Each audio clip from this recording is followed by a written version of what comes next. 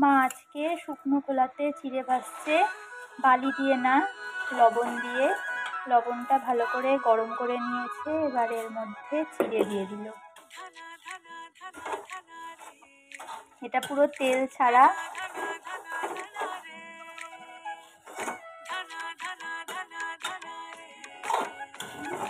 চিড়েটা কি সুন্দর ফুলে উঠেছে, ফুটফুট করে ফুটছেও। প্রায় ভাজা হয়ে গেছে না, এটা আর একটু হবে।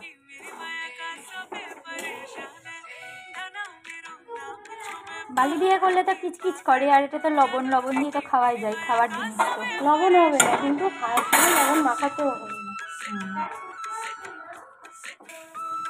এবার এটা চালুনে চেলে নিচ্ছে।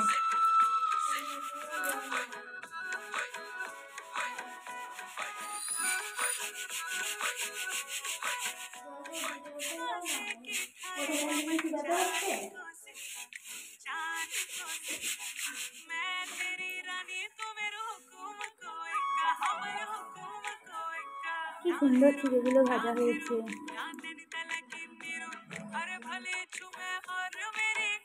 এবার মায়ের চিড়েগুলো দিয়ে কিছু একটা করছে, কি করছে জানি না আমি।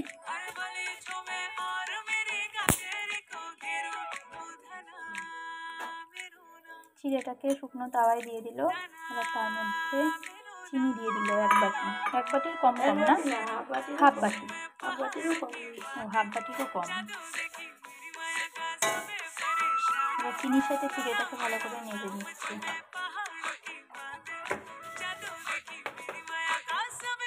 চিড়ের পোলাও নাকি না এটা?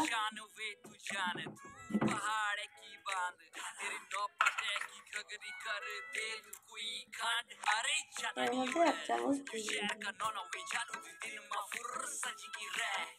এবার এটাকে নেড়ে যাবো।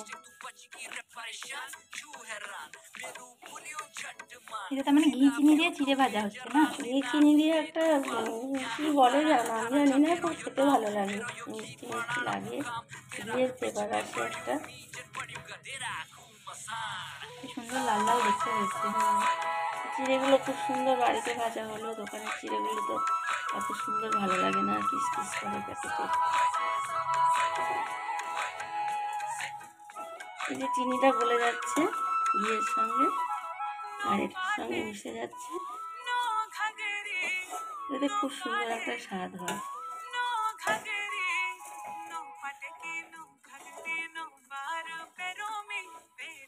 ভালো গন্ধ হচ্ছে কিন্তু।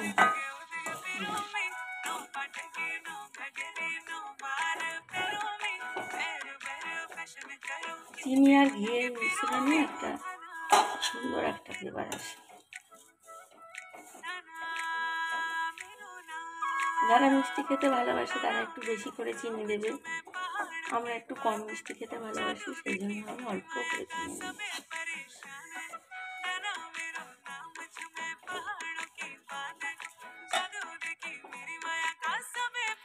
দেখো বন্ধুরা, এটা আমার হয়ে গেছে। এটা একটা মিষ্টি খাবার, কিন্তু এটা কোনো আমি নাম জানি না, আমি মাঝে মাঝে এটা আমি করি, সবাই খেতে ভালোবাসে বলে করি এটা আমি।